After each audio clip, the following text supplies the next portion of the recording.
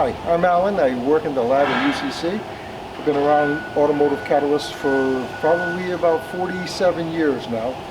Been in the automotive industry in exhaust repairs for 40 years plus.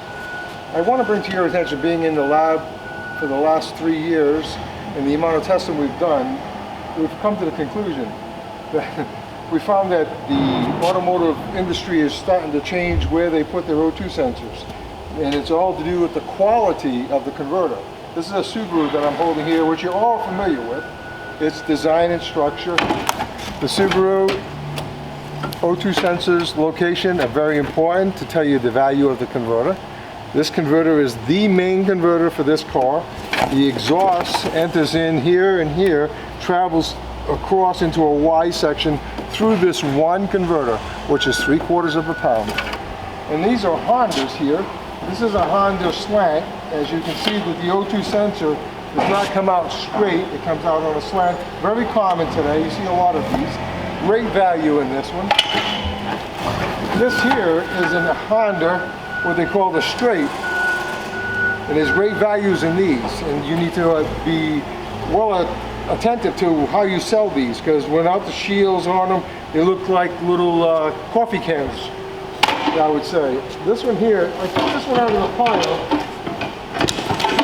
just to show you, if you can do a close-up on that, how close they actually bring the O2 sensor to the catalyst converter. And there's a reason for that, and it's to protect the converter itself. They don't want it to melt down. As you've seen some cars, if you've ever taken them apart, they're actually melted inside. They get too hot, and that's to protect that. That actually will adjust your air and fuel mixture. If your car's got a skip, running poorly, that's what melts it down. Too much fuel, the oxygen sensor cannot correct that. And if I can bring your attention over here, I'd like to show you something over here. There are a lot of varieties of Hondas. These are all Hondas or Acuras. You can see this slant. This is without the shield, and it kind of got no numbers on this. You're not going to find a number to identify it. In the industry, it seems like they're counting the ribs, or they're just calling it a slant. Here is one high-value converter. I believe this one's called the coffee can, if I'm not mistaken. It's got an O2 sensor right here and right there. The value right here, high value. Okay, this does have some great value too, but it's protecting this converter right here. And as your inlet. And as you can see, it goes on. This would be a Honda straight. And here's a newer one. This is off a newer Honda. It's got the O2 sensor there now and here. And you notice on the older ones, they didn't put them on the front. They just put one in the center.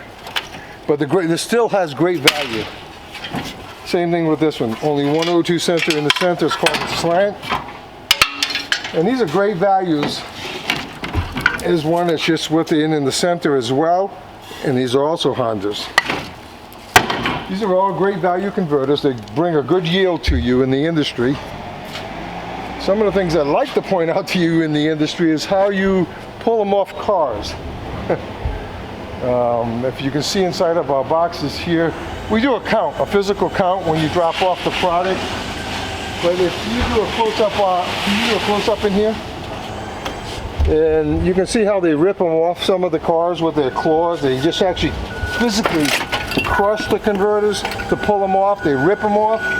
And I can understand that you're in a rush, you got to get the job done no matter what, and you're bound to do it. But what I want to bring to your attention, sometimes when they're crushing them like that, how much is going on the ground when you pull these off the car? There's no attention paid to that. This is an empty converter pretty much. It's got very little in it, if you can see inside. Very little. And it's all because it's been ripped off the car instead of cut off the car. It's very important to try to save as much of the product as you can when you're removing them from the car. It is great value to you. It's something you should be concerned about, because today's market with the industry and the steel prices dropping the way they've dropped, you can see how these are all just physically crushed and removed from the car. And you do lose the product. I mean, this product here, most of it will be caught in the bottom of the box, done correctly. In shipping, if you get close up right there, you'll see the bottom, the very, very bottom. you'll see so the product is right there. And it's important to cover the bottom on your boxes when you're shipping them, and to save, because we're going to collect that. We're going to tip the box over and put it to your load. So it's very important. And you can see at the industry how converters have been playing. You got the aftermarkets, which the aftermarkets look so good today. They're almost representing a good value of the OEM equipment, but they're not. But they look like they could be. And that's some of the deceptions you get in the industry. Like this would be an aftermarket. I don't have a Ford presently on my hand here to actually show you an OEM.